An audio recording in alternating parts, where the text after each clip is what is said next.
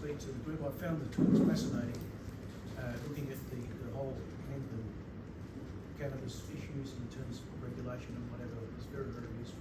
So thanks for that.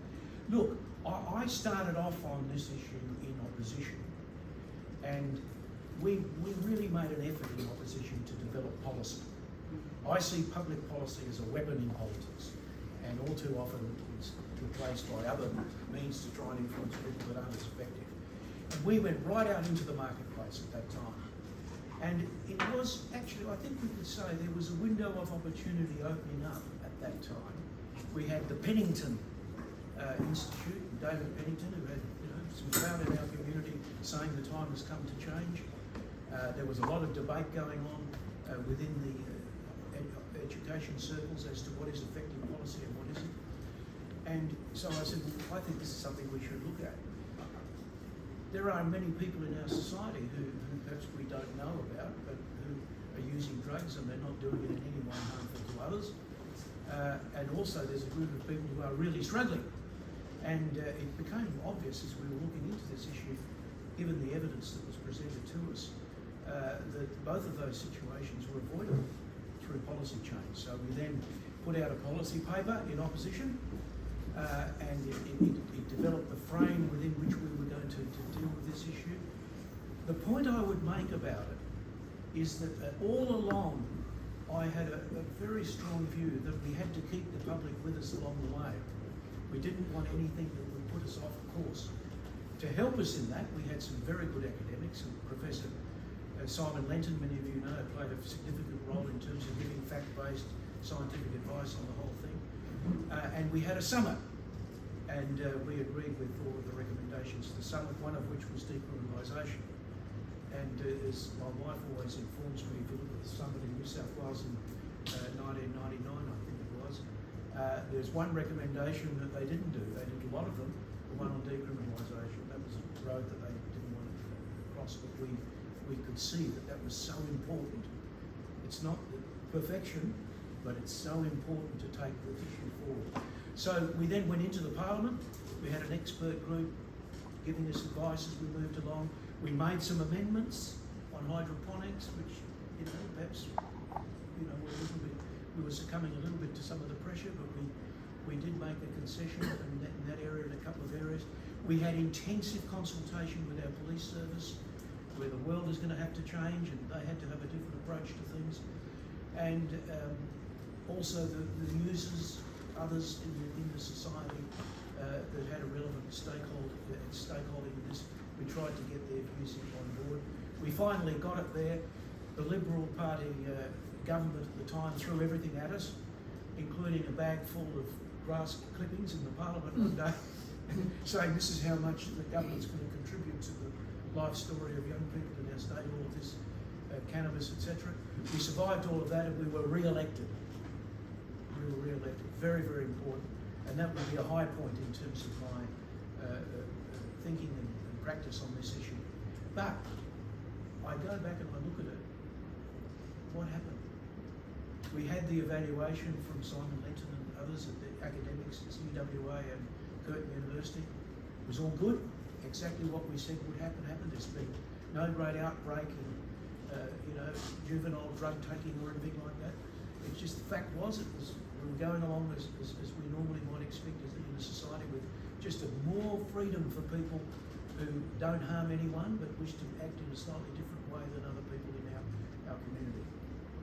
Sadly, there was a change of government, and it was a bit like Tony Abbott abolishing the carbon price legislation designed by Bob Brown and Julia Gillard. That was a really good case study of it. Immediately abolished it. And so we've gone back now. They still have cautionary system, but it's not the legislative, it doesn't have the legislative basis that we provided for our legislation. So that's my experience. A real high, followed by a low. Now the low is a bother because getting change is very, very hard, and what it sort of showed is you really need a wide range of interest from the other side as well as your side to really consolidate a change. And so I'd have to sadly say we made the change, but we didn't have the weapons there to make it sustainable into the future, given the political alignment of far-right people in politics in Australia today. But I'm very confident there was a lot of support for it. We were re-elected when the Liberals said this is a defining feature of this election. You know, drugs out, we're going to say no to drugs, and they were defeated at the polls. But the change, so I'll say that was my high and that was my low. By the way, we've got Brian here from Western Australia, who's I've been following his career with that, really sitting down seriously and having a chat to strategy with him. But he does present extremely well, and we're grateful that you're on the team for drug law reform.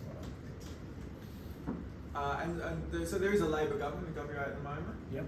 And the well, I tried a different route on this occasion. It was pretty obvious there wasn't enough real push in there to go straight up to do what the Irish did and have the Assembly, randomly selected Assembly. The real pleasure of going along and watching some of it was the session I watched was on where the experts, and they had people from Austria and obviously from Portugal at the time, the ordinary randomly selected people could ask questions. But what the Assembly people told me was very interesting. They took all of the delegates out through Ireland and a weekend with people who use drugs and their families. Very, very effective method of getting across information as opposed to the normal ways in which we do it.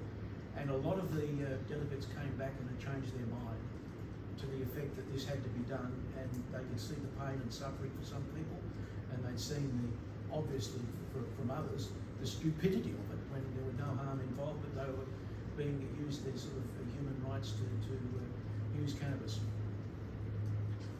All right, Alex, do you want to give us a quick history of your experience with successful drug law reform? Sure. Understand. June the 5th, 1981, I'm having breakfast in London reading the Times, and there's a little paragraph on this new epidemic that has been identified in the United States, which we now call HIV/AIDS. July the 1st, 1982, I start work at St Vincent's Hospital in Sydney, and at that stage there were no cases of that condition known in Australia.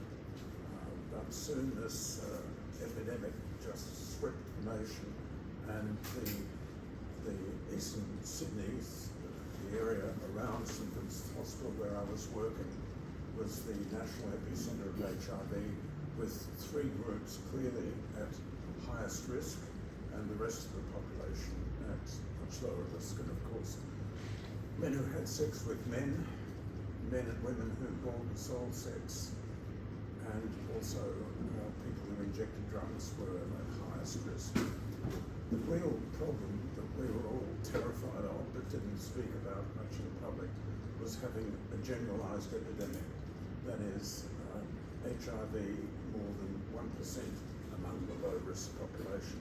Bad enough that these three high-risk groups were exposed to such terrible risk for infection, which we at that stage didn't know how to prevent, we didn't know how to treat. And a lot of young people had agonising deaths early on. So that was the situation, and although we didn't talk about it much then, at all then, and don't talk about it much now, the greatest risk of a generalised epidemic, which would have been like COVID times 1,000, the greatest risk of a generalised epidemic was HIV spreading among people who inject drugs and from them to the general population. And stopping that would have been disastrous. Very, very difficult. Happened in at least a dozen countries around the world. So people pointed their fingers at me because of my area of clinical responsibility and the geography of where I was working, and said, sort it out, tell us what we should do, and tell us whatever you like. And I looked at the gay population around me, and they had dropped all their marriage equality organisations and transformed them overnight into HIV prevention and care and support organisations. And any leader of such an organisation who wasn't working 26 hours a day, 8 days a week, was found in a ditch the next morning with his throat cut. They were ruthless, determined, focused, so impressive. And I thought, this is what we need from people who inject drugs, and somehow we've got to conjure that. So I realised I had to work with people who injected drugs very, very closely, and I did. And I learned a lot from them. And I learned that what I was being told in the health department was often crap. I can give examples and explain that, but you probably will accept that. So I realised fairly soon that we had to start handing out clean needles and syringes, sterile injecting equipment, and taking used equipment back, and that we had to expand and liberalise the methadone program. We had no research to evaluate that, but that was obviously what we had to do. We had to get the message out about what risks people who injected drugs were exposed to, and we had to do that using street language, not university language, and we had to help people who use drugs organise themselves. So that was the plan that evolved, and it evolved largely from meetings that healthcare professionals like me had with people who injected drugs. We formed an organisation which was called ADIC, AIDS Drugs Information Collective. The name was given to us by a policeman, the late Frank Hansen.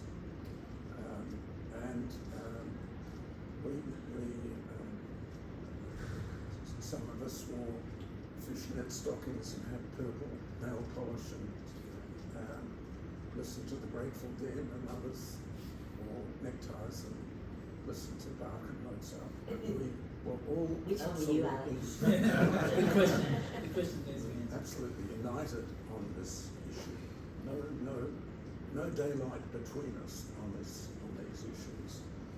And so that's how we started, and I started writing submissions, bombarding the Department of Health with submissions, begging to start a pilot needle syringe program. Grace Sattler, who then went on to work in the health department, was one day given a job some years later of cleaning up a cupboard, and he found, I'm ashamed to say, 13 submissions by me begging to get permission to start a needle syringe program. The problem was the Drugs Misuse and Trafficking Act 1985, which clearly this was going to breach. But how do you balance that when you have a raging epidemic of an infection for which there is no prevention and no treatment? So after the 13th rejection, I finally realised I was never going to get permission. So I decided, I called my staff together and I said, this is the situation we're in. I want to start handing out needles and syringes. It's going to be very, very difficult. I can't do it all by myself. I can do the messaging and the communication, but I need people in the building we're in who will go to the front door when someone rings the bell and hand them out a clean needle and syringe. And so we used our own money. We didn't use a cent of government money or hospital money. We funded it ourselves, and we handed out the first needle and syringe on the 12th of November 1986, and the 40th anniversary will be celebrated on the 12th of November next year. We celebrated the 20th anniversary in Sydney Town Hall, and Clover Hall was helpful in that. And Christian Kroll from the United Nations Office on Drugs and Crime was in Sydney that day, and I invited him to come to the event. And he came to the event and spoke at the event. His office was in Vienna. 20 minutes after he started speaking at the Sydney Town Hall, his office got a phone call in Vienna from the American Embassy saying, what is Christian Kroll doing, speaking at an event championing men's lynch programs. Anyway, so that was how we began. I was called into the Department of Health a day or two later, and I was summoned to a meeting of very high-level people, and I was told to stop. And I said that there's no way that I would stop, and if you tell me to stop, I'll go to the television stations and I'll tell them why we're doing this, and the public will back me, they won't back you. Tony Adams, who died last month, a gorgeous man, was the chief medical officer. He leaned over to me and whispered, keep going. Beautiful man. So we do keep going. Now, St Vincent's Hospital is Catholic hospital, public hospital, university hospital, and they were really incredibly good to me. I still don't understand why, but they were, so they tolerated all of this. Then there was a whole period after that of evaluations. Now, we had done some studies before this, and we did studies on needles and syringes that came back to us, and we showed that the levels, very crude testing, but the level of HIV positivity was increasing. We had also done a study together with the late David Cooper of just over 100 people who were involved in drug treatment in Sydney, and there were 7 people who were HIV positive very early on. This would have been maybe already in 85 or 86. So before we started the med switch program, 7 people were positive. 4 of those had only injected and shared needles and syringes, and 3 others had done that and also had sex with other people, unprotected sex with other people. One of the people who was positive was an American who'd been in Australia for 20 years. So doing that study really showed that we couldn't wait. And one of the lessons I learned from this was, even in those circumstances where the imperative was so clear to start doing things quickly, the government was reluctant. It's a Labor government, as it happened. I was interviewed by some detectives who came to my office, and I lived and breathed this stuff. I read about it non-stop, and I had all the facts and figures at my fingertips. And when the detectives came and interviewed me, I told them what the HIV prevalence was in people who inject drugs in Connecticut, and then Ohio, and then New York, and in Milan. I gave them the whole stuff, and the story was just so compelling. At the end of the 45 minutes or so, the chief detective said to me, "We are not going to charge you. In fact, we didn't want to interview you, but the minister insisted we interview you," which I thought was interesting. This idea that police are meant to be operational, ministers stay out of it. Anyway, that's what they said. So once he had told me that, I knew that we had won. So the next step was that the government changed. That was November the 12th. I think the government changed policy and had legislation through maybe the next month, and they began in pharmacies, which is the wrong place to start. Anyway, that's where they began. Within a month or two after, in the new year, they started serious needle syringe programs. Now, this has been evaluated again and again and again, and the evaluation shows, and this was a study that was commissioned by the Commonwealth Department of Health in 2010 and looked at the first decade of this century, 2000 to 2009. And the basic figure is that for every dollar Australia spent on needle syringe programs, there was a $28 saving. And what staggers me is, I mean, it was always obvious that we were going to have a very positive evaluation, and it was going to be a huge figure, but I didn't ever think it would be as much as that. And this was a combination of savings in healthcare costs and also the benefit of people who would go back into the workforce and become employed and pay taxes. So it was an umbrella figure.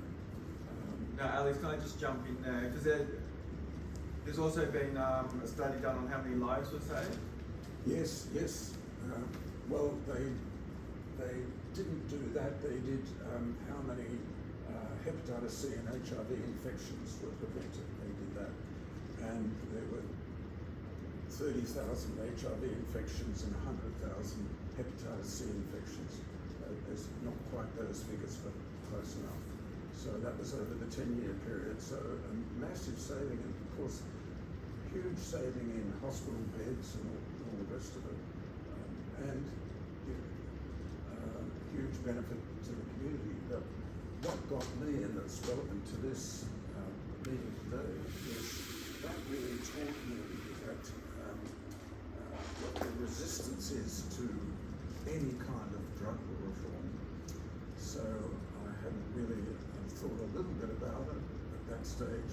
So the next year, 1987, I went public on cannabis law reform and the need for it, because it was obvious to me that we would be much better off with a bias towards regulation rather than a bias towards prohibition. And I followed this very, very closely for many years, and I think there are two other things I want to say. One is that I get great hope from what happened in Australia with the decriminalisation of homosexuality, which began in South Australia in 1975 after a law lecturer was drowned in the River Torrens by the police, and what Premier Don Dunstan did, and how that then, and the lesson from that was first a trickle and a flood. So South Australia was the initial one in Australia, and then the others all followed.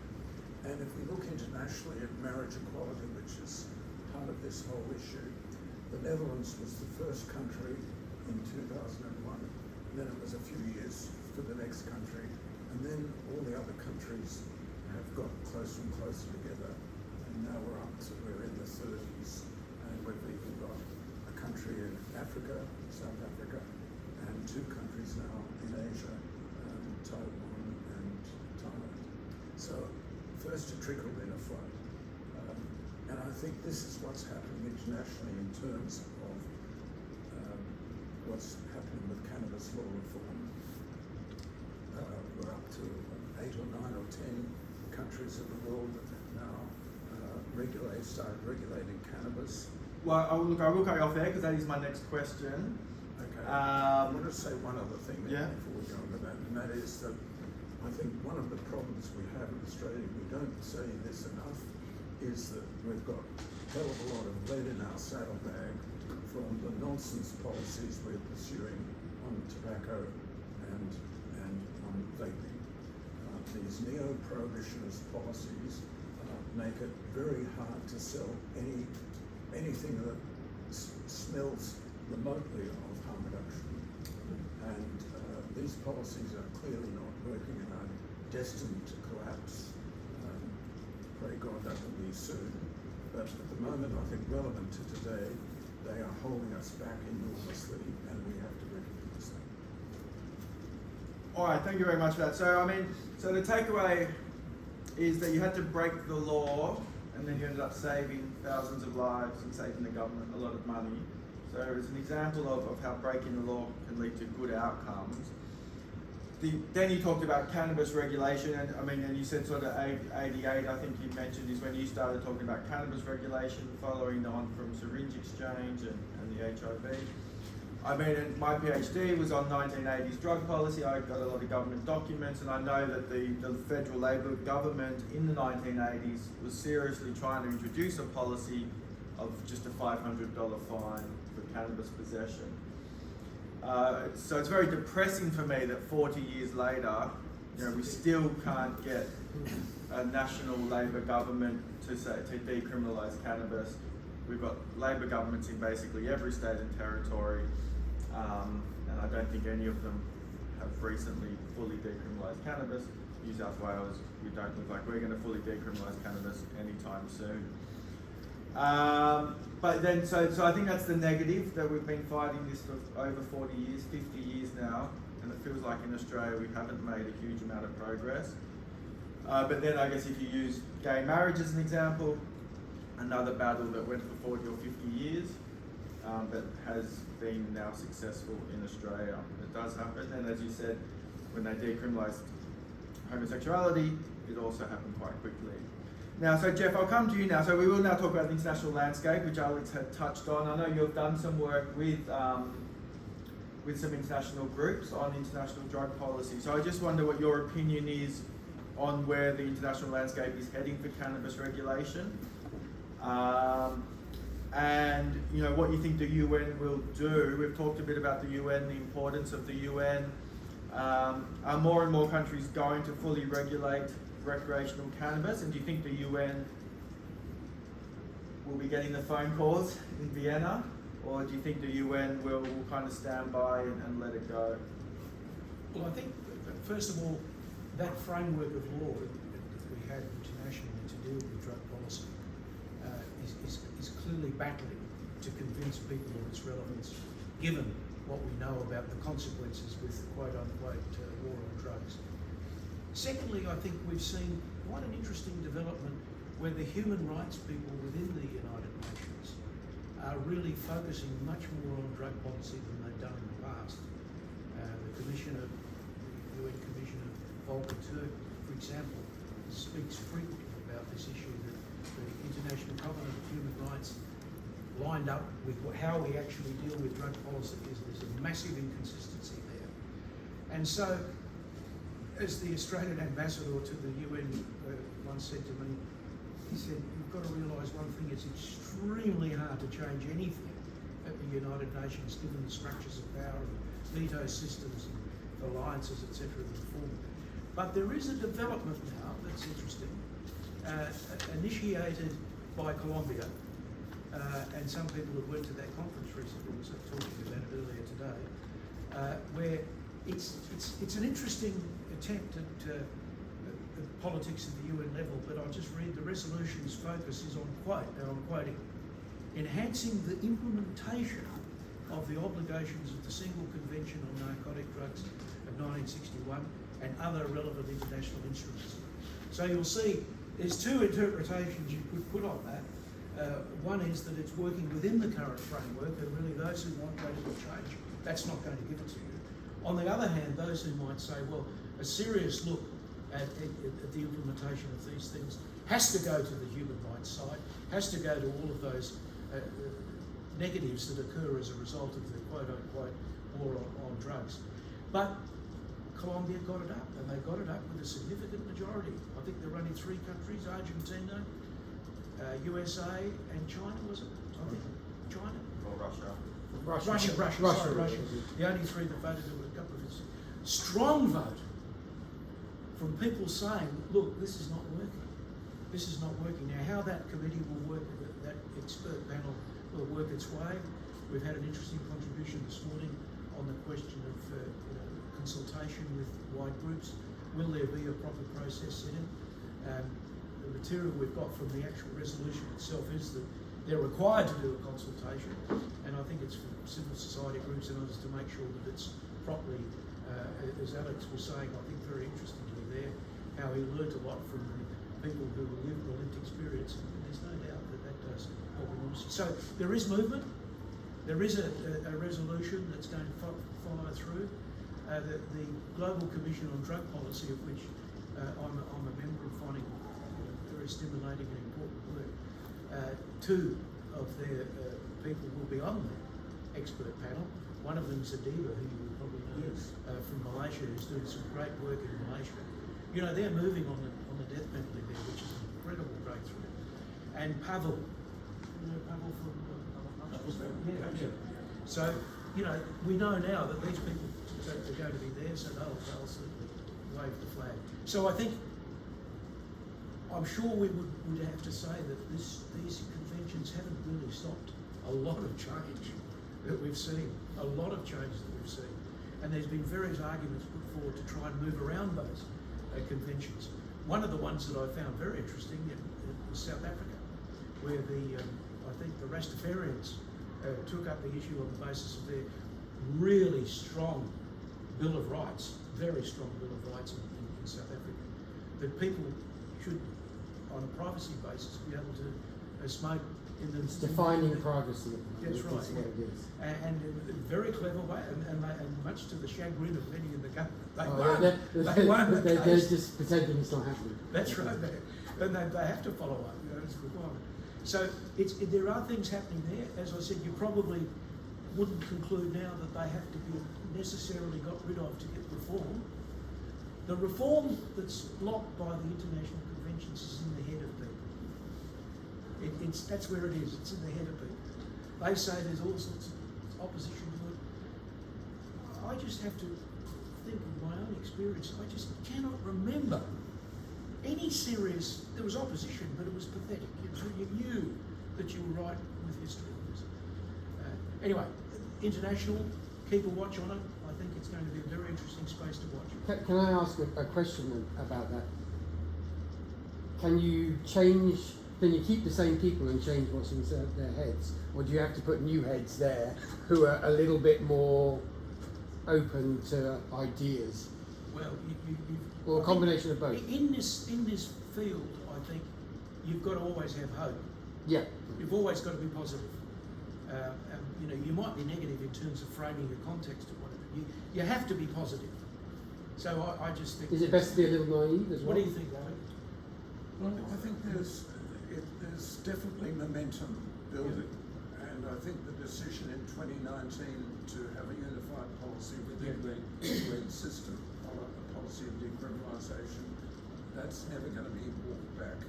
And for many, many years, really from 1909, the Shanghai meeting, up until 1988, the ratchet could only move in one direction towards prohibition.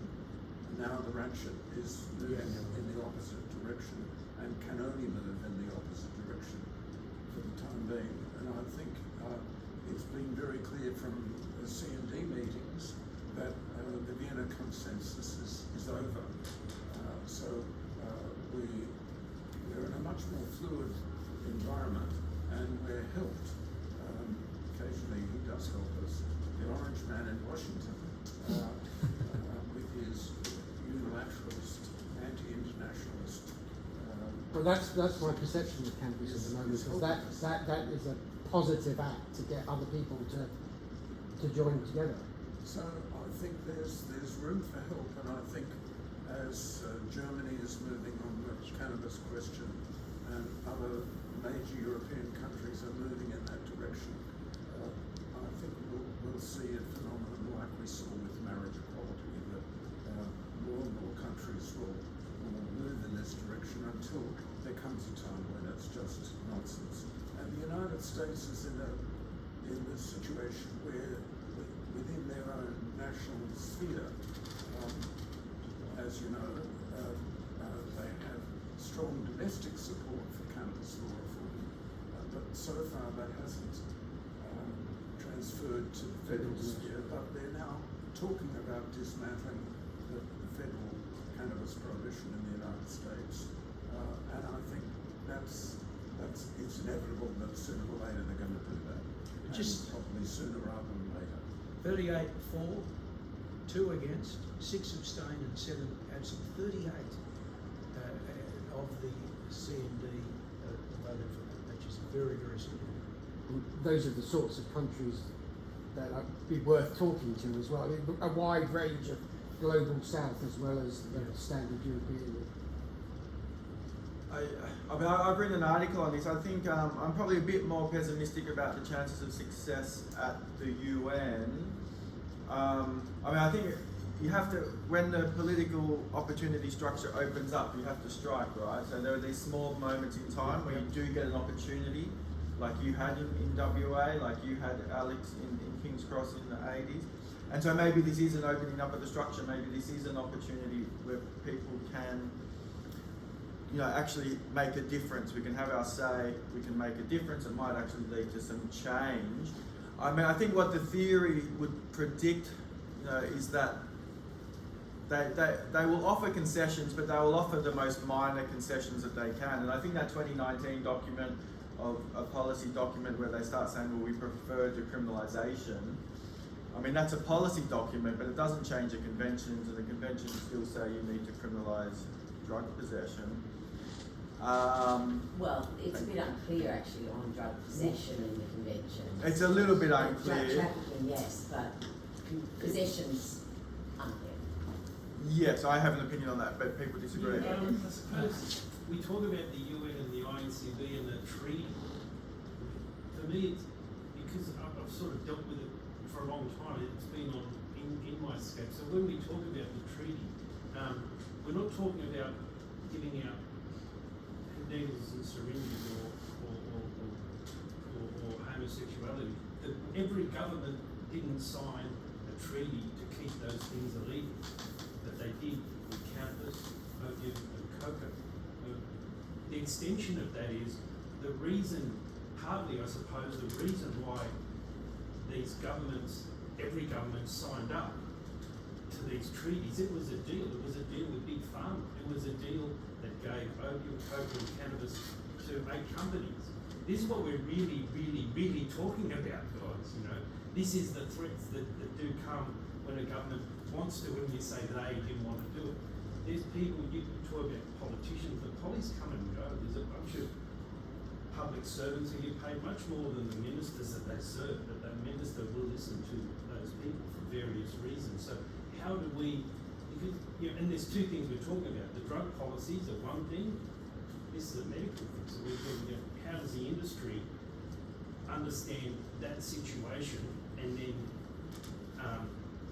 transpose it onto what's going in here. So the government here, I think, recognised that at some point that cannabis was never going to be pharmaceuticalised. It's not a conventional medicine. So they changed laws to say that, they reworked the matrix of the UN drug treaty. So this government, this industry, this medical cannabis industry in Australia should be very powerful. The government changed laws in its favour to be able to stare down ODC and TGA and AMA, the government. So, and these organisations were around. I'm sort of rambling a bit, but these organisations were around when they put out the 2016 when they put out the medical cannabis. When they didn't put out laws, they just amended the Narcotic Act. It's written what people didn't know what they were talking about.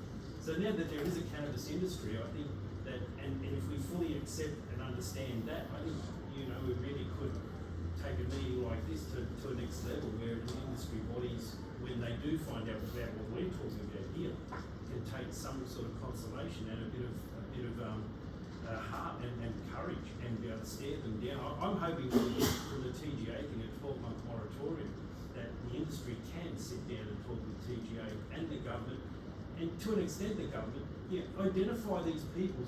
This brings a great circle. You worked with Gino at the time, Gino Van Hooker, didn't you? That guy, he ended up being an assistant to a board member of the INCB, you know, and there's great things to learn from that. And we've got to identify these people in health. It's not the minister, but who's giving advice to the working parties. It's that. It's not the ministers. The minute I tell you, and again, just getting back to saliva test, it wasn't ministers that sat around and said we're going to do saliva test. It's these other people. We've got to identify and talk to them, bring them out. I have something to add to that, but we've got a hand up, so we'll come to the hand first. Yes, I've got a legal question here, and it's an opinion.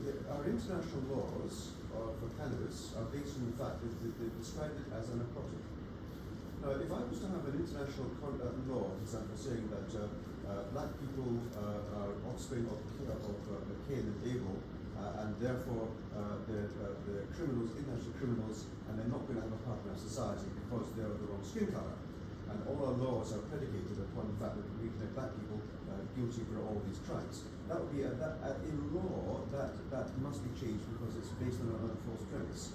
What is the actual international situation? If we've actually got our international laws and regulations based on a lie, a fundamental lie, is that actually still legal? Look, it's a very interesting question. I mean, because part of the definitions in the conventions are that these drugs, are addictive and have no medical value. But we now know cannabis does have medical value, so it doesn't really meet the definition. We know that opioids have medical value. Whether or not cannabis is They talk addictive. about from a lawful source. So whether it's the coca or the opium, it comes from a lawful source. The owner of cannabis was Monsanto for 45 years. Bayer owned internationally recognised. I think there was the Canadian report more recently said that all that clinical trial stuff going on in Canada would never be, legitimised basically yet. So there's been litigation in America as well around the FDA definition of MDMA, where the original definition once again said it had no medical value, and then people were like, well, that's clearly wrong. There is medical value to MDMA. So there has been litigation around it. I think the short answer is that legislation can say whatever it wants, and legislation can make up fictions, it can make up facts. That's really not that unusual. So legislation says what it says. Can I ask a sort of more broader, conceptual question? At the international level, we talked about over a period of decades there was this ratcheting effect, using your words, Alex, where global drug policy seems to only move towards prohibition. And at some point that changed, and we're now experiencing the inverse, and it seems like globally we're only moving incrementally, step by step, away from prohibition. What would it take for that to change again? What are the forces behind that transition? To change what, back to prohibitionism? Yeah. Or The one interesting, obviously, if you go to the USA, it's a fascinating issue, because one of the drivers in the USA seems to be their libertarian tradition. And we don't really have that here as a sort of, as many said in the economic history of Australia, set up a proper, get a bureaucracy to run it, we're very much inclined in that direction. Whereas in the US there isn't. And this is why it makes people like Trump a little bit, he hasn't really embraced this issue, gone out there, as he is for some others. But because of his Christian radical background, not his background, but the background of his movement, MAGA, he's just lost the train there for a second. Well, can I clarify that, because I get where you're coming from, and that's a good point well made. But America has had a libertarian streak for some time, which has been around both during the period of increasing prohibition and the period of increasing liberalism when it comes to drug policy. So, I wonder if that is, what else might be going on. Well, what could happen is the far right could really embrace say no to drugs. They could. Then you'd have to argue, well, why would they, and to what extent are they inclined to do that? Yeah. I mean, clearly, there is a section of that MAGA that is keen to do it. There's a battle at the moment, because there's if you follow it daily, there's this sort of slight steering back to the old war on drugs. They're very specific. It's cocaine this week, because they hate Venezuela. But there's those two, and they're fighting. The GOP are fighting that battle at the moment on a daily basis, and they don't know what the answer is, because there's also all this other stuff happening around. So the easy solution has been that let's be a bit nasty with hemp for human consumption and give ourselves a 12-month window to argue that amongst ourselves. I think that's what's happening at the moment. I think the part of the answer to Reese's very important question is it's already happened. Oregon is a case of where drug law reform was reversed on grounds that are clearly spurious, should never have been reversed. But anyway, it did happen. I want to just say two quick things. One is I'm very much influenced by a quote from Herb Stein, who was one of President Richard Nixon's economic advisors, and this quote is often used by many people, that things that can't go on forever don't. And I think this is one of those issues that can't go on forever. It is so obviously failed, and the unintended negative consequences have been so serious. Now, we're lucky in a country like Australia. If you really want to see the unintended negative consequences, go to one of the grower countries, producer countries, or one of the transit countries, so Bolivia, Colombia, Peru, Mexico, Pakistan, Afghanistan. Those countries are destroyed by these policies. That really can't go on forever. Second comment I wanted to make is that there was a really interesting paper written by a guy called Thomas Zabransky, a Czech man, spelled with a Z, and he unfortunately died about 5 years ago. He was very involved in the kind of interface between academia and political life in the Czech Republic, and he, at a stage when drug policy, the politics in Czechia was very fluid and was going backwards and forwards, he managed to persuade some politicians to say what the objectives of the policy was going to be, when there was going to be a change, and he got them to agree to 5 hypotheses which were tested.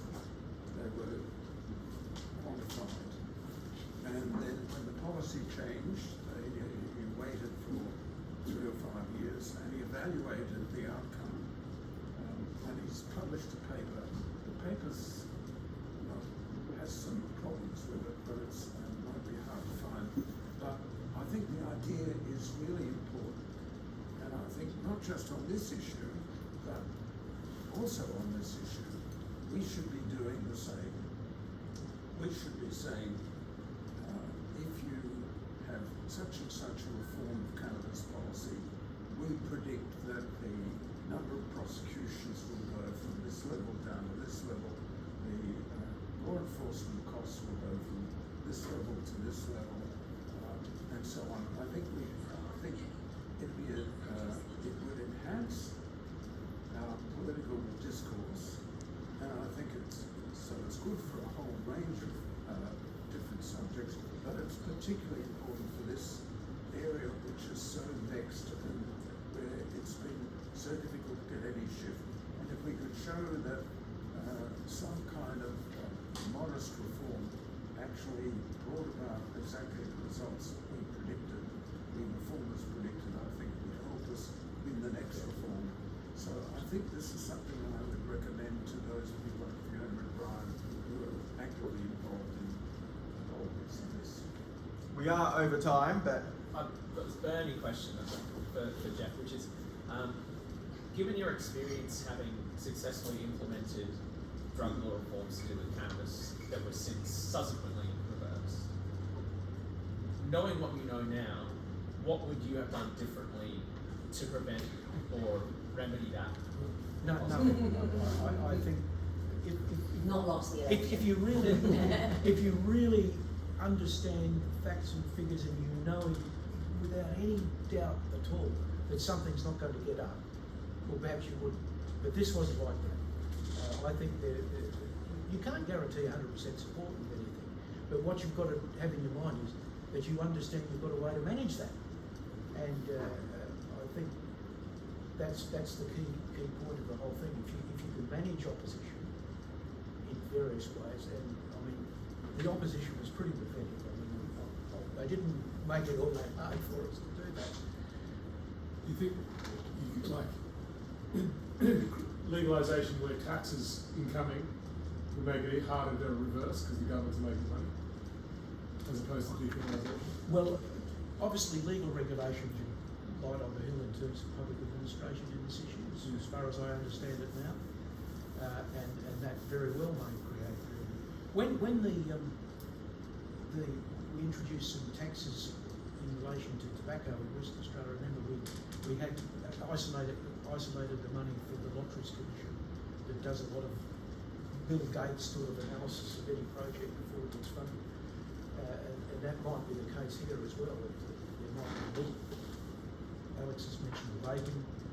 We're talking here about putting something into a system where you can have taxes based, and those monies can then be spent in other areas that are important for public welfare. I will give myself the last word and then we'll wrap it up. I mean, I think Oregon is a very interesting example. I mean, the frustrating thing about Oregon is that, war on drugs has had 50 years to fail, and sort of decriminalisation, non-criminal regime 14 months, was given 14 months, and it didn't solve every problem immediately, so therefore let's go back to Well, the war on drugs. They wanted to, but the pressure on them from other states and Washington was just so heavy. But it became very unpopular too, right, as well. It lost Yeah, well, I mean, lost the the middle of public- town was. I used to live there. The middle of town was a mess. And Yeah. it was also probably, I would say, not normative policy. I mean, they didn't have supervised injection. They were just letting people do it on the street. They didn't get a chance to really invest in treatment and stuff. So Having lived there, it's also interesting to note that it was exactly like that before. The whole place looked like a Steinbeck camp. When I used to drive my kid to school there, that's what it looked like before, and that's what it looked like during, and that's what it looked like afterwards. And a lot of it is down to Californian policy to shove homeless people out of California. So a lot of it wasn't down to the drugs, it's policy from other states, and people in Oregon just happen to like people more and will let them camp on the street. and lack of a proper welfare system in America and all kinds of things. All right, look, thank you very much to my panel members.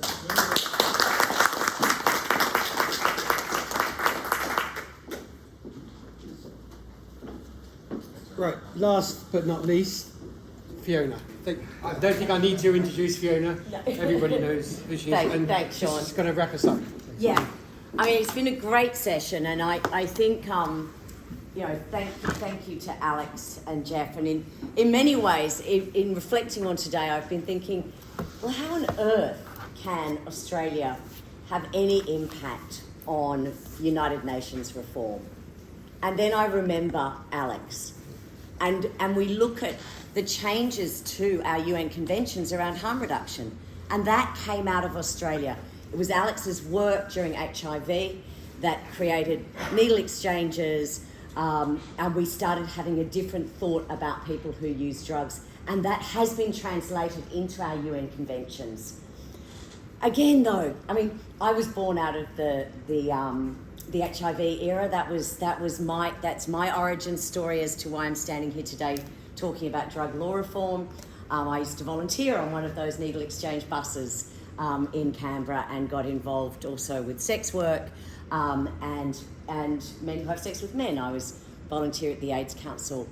I also grew my own cannabis, and I have done for over 35 years. Never been busted because I am a white, middle-class, suburban woman. Someone did jump off my fence and steal one of my plants once. Sean? Yep. Looking at you, finally. 30 years later, I finally got him. And I did have a pretty close run in Thailand once when I was smoking some pot on the beach, but I think it was 500 baht fixed that quite easily. Now. But I think what I'm reflecting on this is, as we look at those conventions, and largely they have been ignored. I mean, in Australia, we put our hand up saying, oh, we can't change our laws because of those conventions. But then on the other side, we ignore all the other conventions, all the other human rights conventions that we are signatories to. We're incarcerating 10-year-olds in this country. So in some ways, I'm not certain that the conventions are relevant, but I think it's really relevant what Colombia is doing. And the fact that that motion has been successful and that there will be a review of these conventions. Okay, United States, Canada, Germany, Uruguay, Malta, you name it, have ignored those conventions, those drug conventions, but they're coming back, we are coming back to that review. And I think it was something that Alex and Geoff picked up in those last things, that the connection and the fact that the WHO and the UN are connecting drug policy with human rights. And I think that is really crucial. And I think that is actually probably one of the sort of little avenues that may get us to more compassionate and better drug policies, both at an international level and at a national level, because it is a human rights issue. And that's what we've been arguing in Australia, that this is a human rights issue, that that the laws, and as we saw from the sort of warm-up exercise this morning, where most of us did look at the fact that these were racial, that the enforcement of our laws affect our Indigenous brothers and sisters. They affect anyone who is brown in this country far more than they're going to affect me and frankly the majority of people in this room. So can we help, which was what Sean sort of is posing the question, can Australia help with UN reform, and can this group here help with that? And I came into this morning thinking, no bloody way. I mean, Australia, we don't even listen to UN conventions, except when we want to, except when we want to say no. We have been dismal in our drug policies since the 80s. Our work in tobacco harm reduction is absolutely appalling. I would say quite often, I stand, and as does Alex, we stand in front of groups and say, Australia, we'll put our hand up, do not do what we do. Please do not follow us. And in some ways, even, I tell you, your comments today reflected that as well, that we're out of step and we're unaligned. And so I think there's a role for us to play, and I think the consultation that is coming out of the Colombian motion is very important. And I was at a conference on democracy last week, where a lot of Latin American countries were present. Now, drug policy and human rights, you cannot divide them. And you look at countries like Colombia, where 26 politicians have been assassinated by drug cartels, where the Mexican president, she is trying her damnedest, and I think Colombia is doing the right way, like how can we work with these cartels? And Mexico, they're doing the same. But in Venezuela, for example, literally thousands of political activists have been murdered. And a lot of that is to do with the illicit drug trade and the power that we have given those cartels through our prohibition on drugs. And I think that's the story that the UN needs to be considering. And the fact that we've got the orange, what did you call him? The orange man. The orange man from America bombing fishing boats out of Venezuela. You get paid $500. Murdering poor people who are caught up in this illicit drug trade that really America started. And I just one final reflection in this, when I looked at what we had said in a 2017 drug law reform committee report that I had initiated, we looked at the international conventions right at the beginning of the report, because we thought, actually, you've got to start here if you're going to look at drug law reform. And we looked at the Hague Convention and the fact that we in Australia banned opium because we didn't like Chinese people and we thought they were, we thought opium was terrible. Well, the Comptroller General as it were. So sort of the customs official said, well, that was a bloody disaster. We've now got more people using opium, and that 60,000 quid that we used to get from a duty on opium, we no longer get. Now, 100 years later, 115 years later, we are saying exactly the same thing, that it has been a complete failure. We have known this, but I would, Andrew, you were going to... No, I was going to say, on the opium, we should be adding this to you looking at other countries and what they're doing with the UN. We're doing it too. We're responsible for the opium epidemic in the US, and that goes back to the ODC, allowing two-country company. There's all of that, And if I can just make a couple of final points. One is I just want to shout out to Rhys Cohen here from Pennington. Rhys has done a huge body of work on what cannabis regulation could look like in Australia. And I really commend you to look at his report on this. But, the principles of protecting health, improving community safety and fighting crime, controlling cannabis and ensuring effective oversight and protecting the legal economy. If those are the 4 principles that we work on for cannabis regulation, I think that will put us in a good place. My last point is language, people. I do not think this is about a recreational market. We don't have recreational alcohol. We don't have recreational tobacco. It is adult use. And if we can start using that, it changes the language. As we have just learned in Victoria through a decriminalisation bill, most state governments now hate the word decriminalisation because they don't understand it, and it means something different to everyone. So I know, I did the inquiry and set up the legislation to decriminalise sex work. I can tell you the decriminalisation of sex work and the legislation required for that is completely different to decriminalisation of cannabis. So we've started looking at if decriminalisation might be something more like civil penalties, might be more like depenalising, but probably I've started to use, in Victoria in particular, I've started to use civil penalties as the next small step. And it's where Geoff went in WA, and it's where the ACT in South Australia had also gone. The other area is, I often hear people saying treating cannabis like we treat alcohol and tobacco. Don't, because we don't treat them very well. And also, they weren't an illicit market. Well, they are now, tobacco in particular, but back for regulation, they were regulating a legal product. We are now talking about changing the regulation of a product that is illicit today. So I think we should be talking about the legal regulation of cannabis. We should be talking about adult use cannabis. And I think from a UN perspective, I love this idea of connecting the human rights connection with the drug law reform. Multiple jurisdictions, and specifically the global south is. That's right, and then and I just look at the deaths that I think that Colombia will push, because to be a politician in Colombia, you have to be an extremely brave person. Well, also to be a lawyer, and especially a civil rights or human rights lawyer, because they're slaughtering them by the tens each week. I follow it each week, and it's the same throughout South Central America, and now it's happening.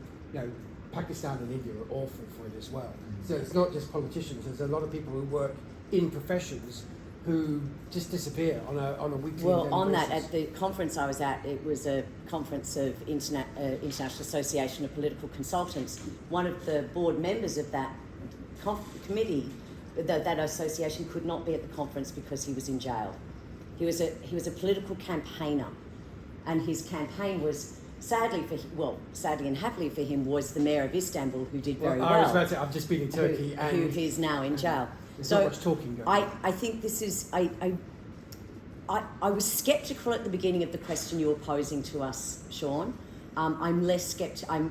I don't know the answer. It's still a question. I don't know the answer either, but I'm now more enthused about it, and I think I'm enthused with the prospect of the Colombian motion being considered, and I think that's a role for everyone in this room, that maybe together that's where Australia can play a part in that reform. I mean, I think we have to fix our own backyard, and many of us here are trying to do that. And I think, Ataya, you made some really good points about where we can fix that in the medicinal area. Reese is doing a whole bunch of work on what a legal model can look like. I'm doing work in that area. Brian, Miles, all of you are doing work in that area. So I think, yeah, this has been really useful. And I do think there is work for us to do as a group, and I do think there is a role for people in this room and for Australia to play. Yeah, So I think there's wonderful minds in Australia. So why not use them? Yes, Dr. Wodak. Australian revenue, the government revenue from tobacco has fallen from $16 billion to $7 billion a year. And it's going to be very hard to claw that back. Yeah. Secondly, vaping at the moment is not taxed, and it's going to be hard to tax a commodity which is over 90% controlled by the black market anyway. Pete Costello used to say broaden the base Yep. and lower the rate, and there's a lot of sense in that, because the lower the tax rate, the less incentive there is for people to avoid paying It. tax, That's right. and the less distortion there is on Yeah.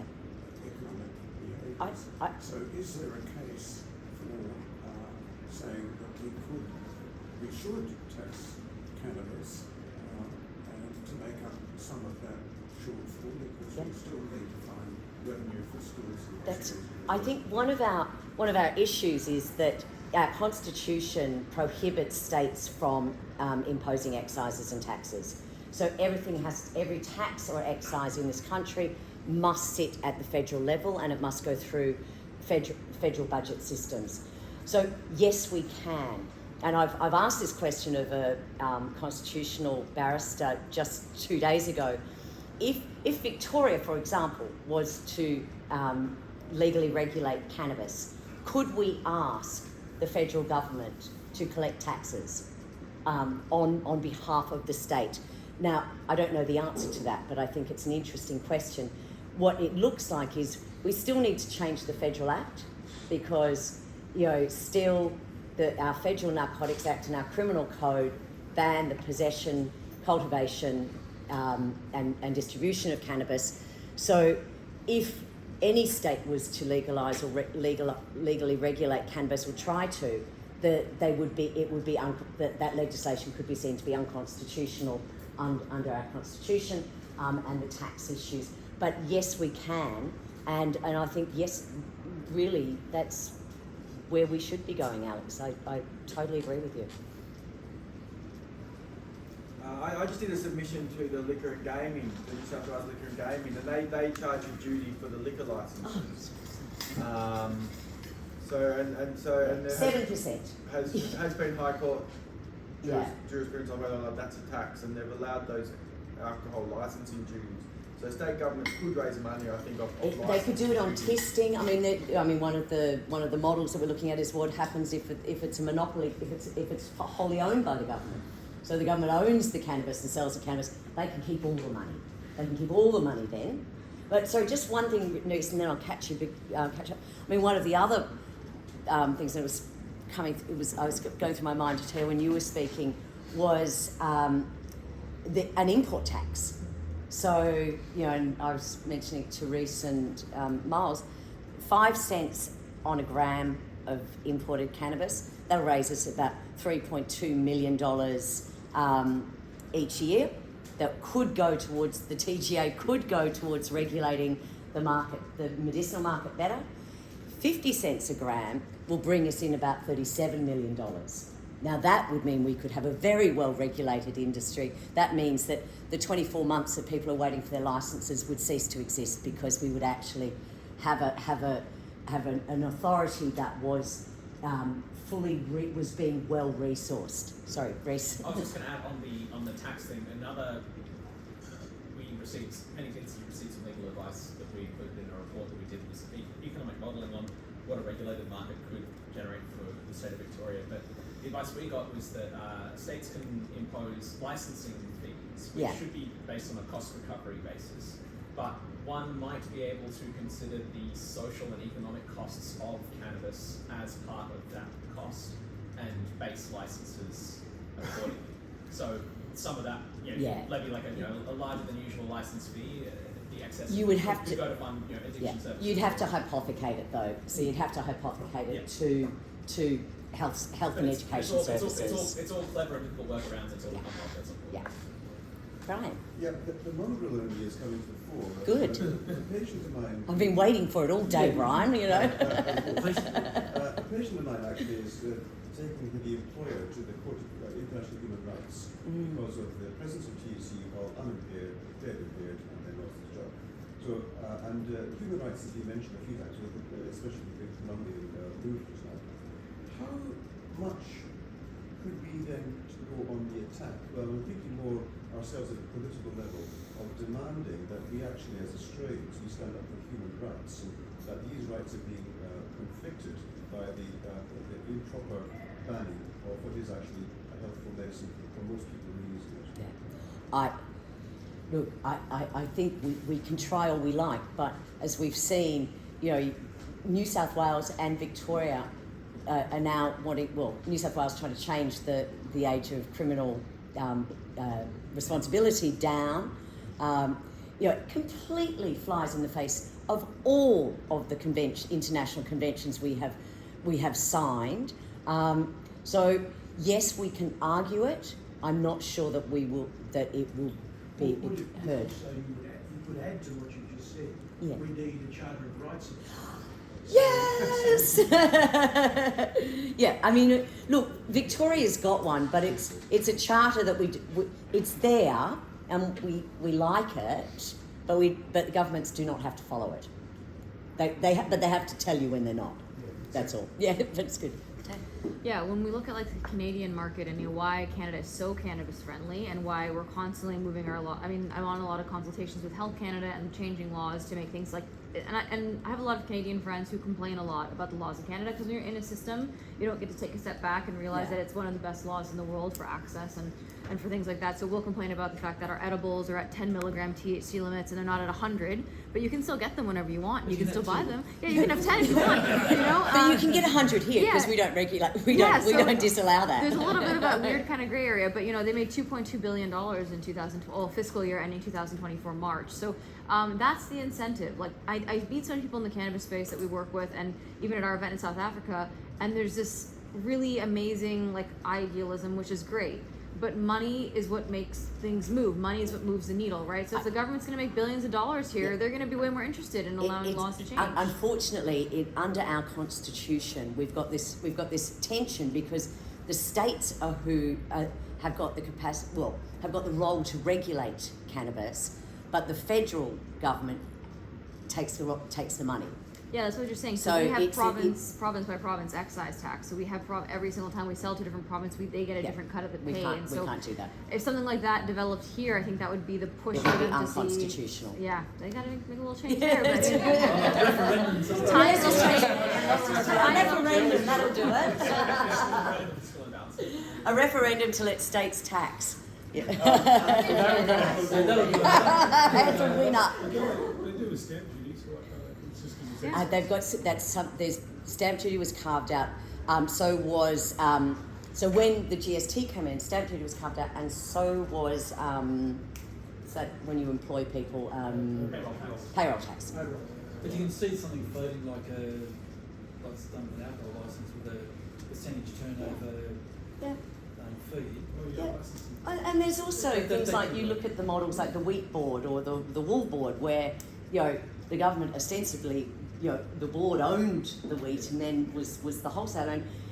I mean that is a model we should look at to consider as a revenue raiser for the states, but we've still then got to deal with the situation that any state that regulates cannabis is still it's still out of step with federal legislation, and federal legislation trumps.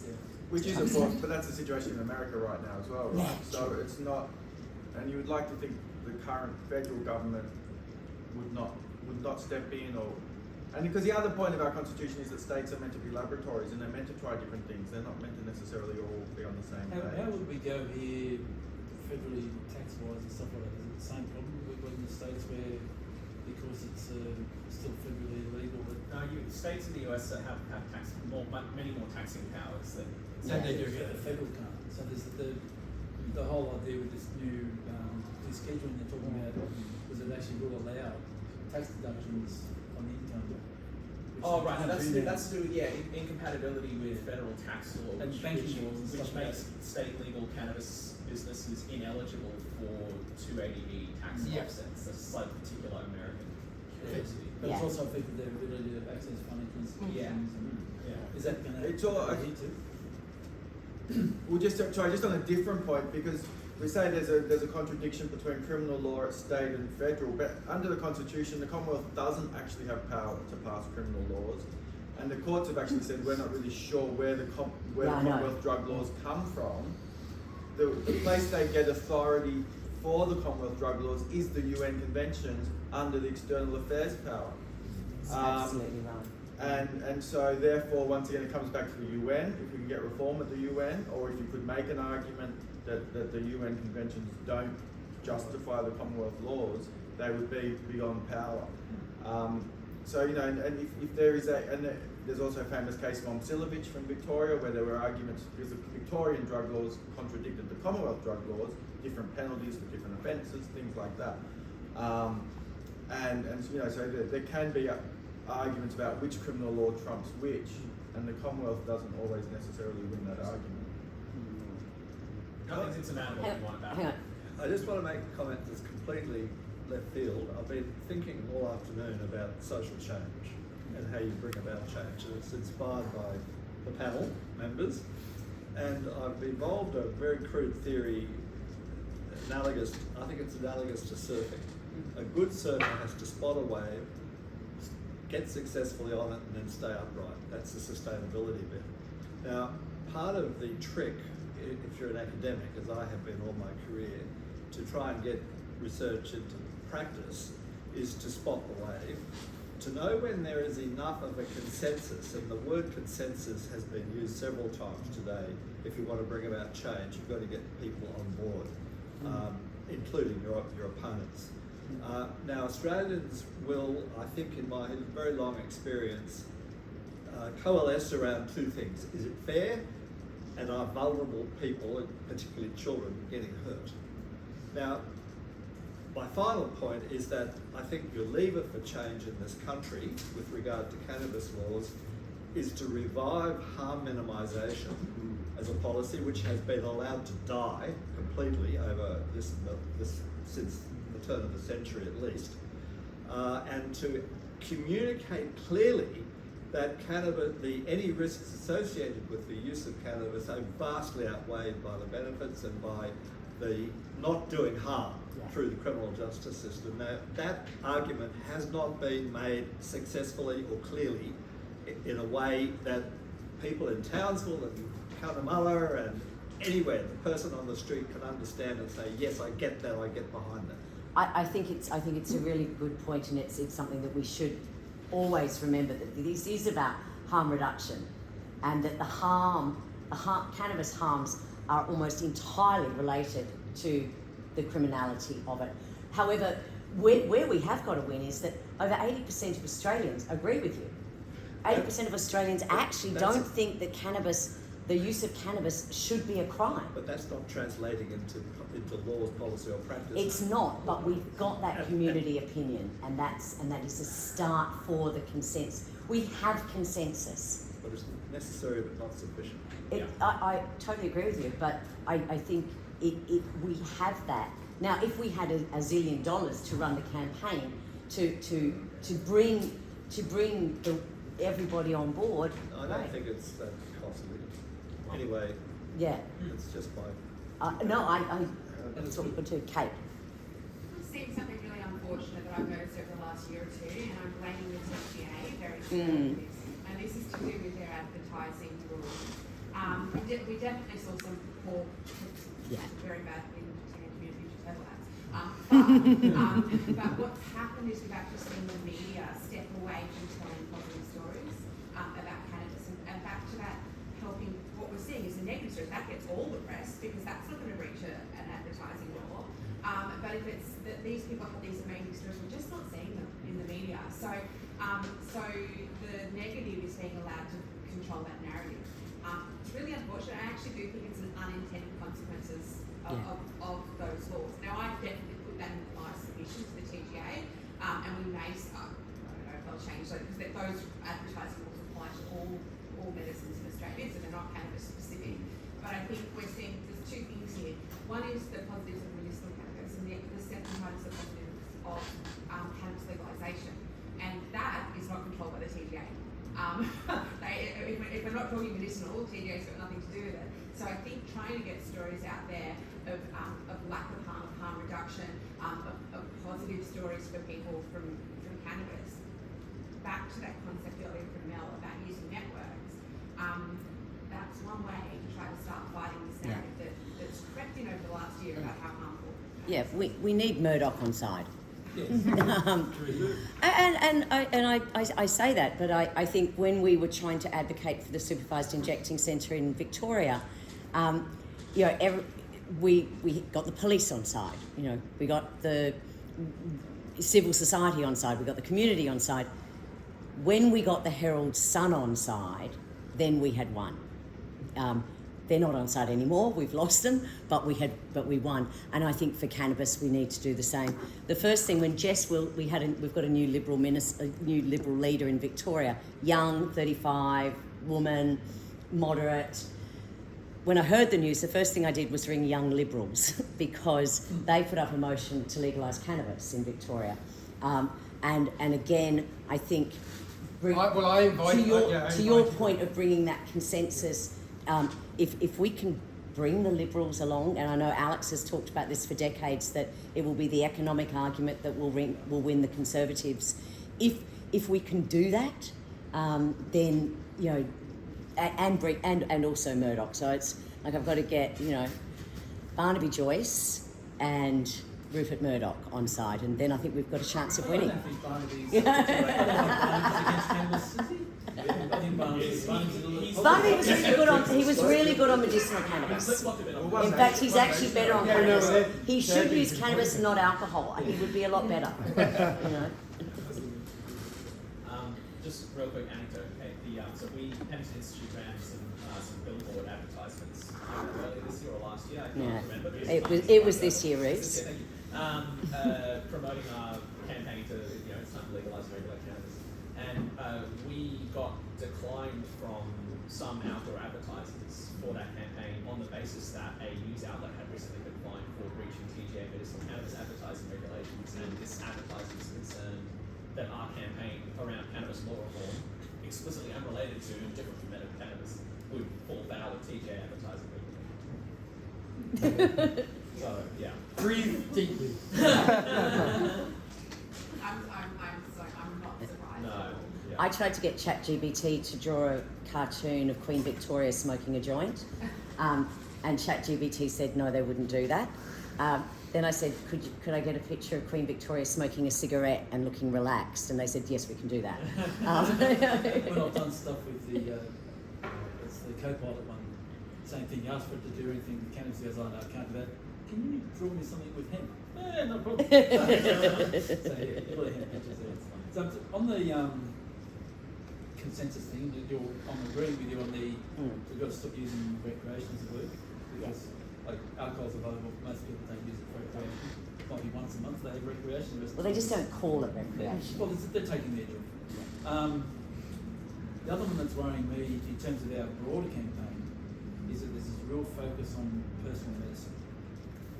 And as a herbalist, and Ron know this, you can't expect the TGA to loosen their grip on this if we expect them to regulate medicine.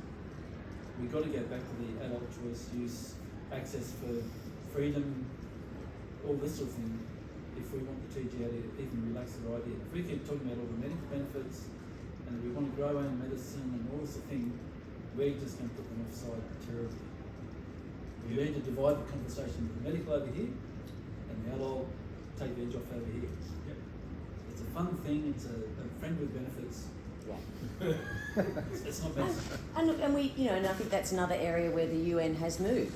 So on cannabis, the UN has also recognised the medicinal qualities of cannabis, and they have responded accordingly, and they have recognised that. So yeah, we have actually seen a couple of good movements on cannabis, but Sean, we've got a bigger job to do. Well, it seems from the day that we've got to attack from the top, attack from the bottom, and then at the bottom try the flanks. and then from the flanks, and then the bottom third, the middle third, and the top third, all at the same time, with only 32 of us. Yeah.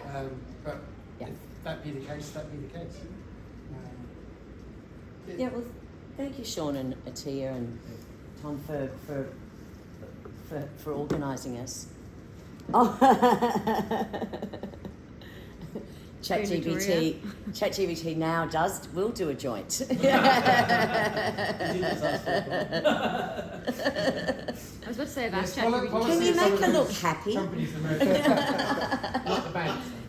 ChatGPT can't do that. No, Yeah, so you just put happy in there, and they'll make her happy. They'll give a smile on it. It's brilliant, Brian. Thank you. Well, thank you, Fiona. Thank you very much indeed. I was going to do a wrap up, but I think probably everybody's a little bit tired by now. I've got an email list. Essentially, what Ataya and I are doing is we have an annual conference in Cape Town every June, and we're creating meetings like this around the world through law schools, universities mainly. I'm talking to the US at the moment and the UK, and then I'm going to try and talk to law schools throughout Africa, throughout Asia, and try and build and develop this conversation. In Australia, I'm hoping to do something at the Mardi Gras in Nimbin for a different audience in May, and I was just talking to the couple of guys, the lawyers, one who's based in Perth, and see whether I can do something similar in Western Australia. So I'm really looking to create, as always, a volunteer working group of proactive Australians to join proactive Zambians, South Africans, Germans, Portuguese, and so on and so forth, to discuss these issues out, but also try and present a more combined effort to the UN on top of what the Colombians are doing, but through the aegis of using universities, a little bit of intellectual thought, and I'm trying to collect all this information and create a research hub online that's going to be free for everyone to access, and it'll be through the law school at Cape Town University. So it's a big project. These things take time, and as Alex well knows, it's an up, down, in, out, 40-year process that will achieve some things but won't achieve everything you want. But I do feel that having looked at the last 20 years, it can be done better. So it's just finding all those people who know how it can be done better, and drawing on their generosity and experience to try and move things forward, so our grandchildren and their children don't have to put up with this stupidity. It's really, that's the level that I'm at when I'm thinking about this stuff. So thank you very much for coming, listening, and contributing. Thank you. And now you can all leave.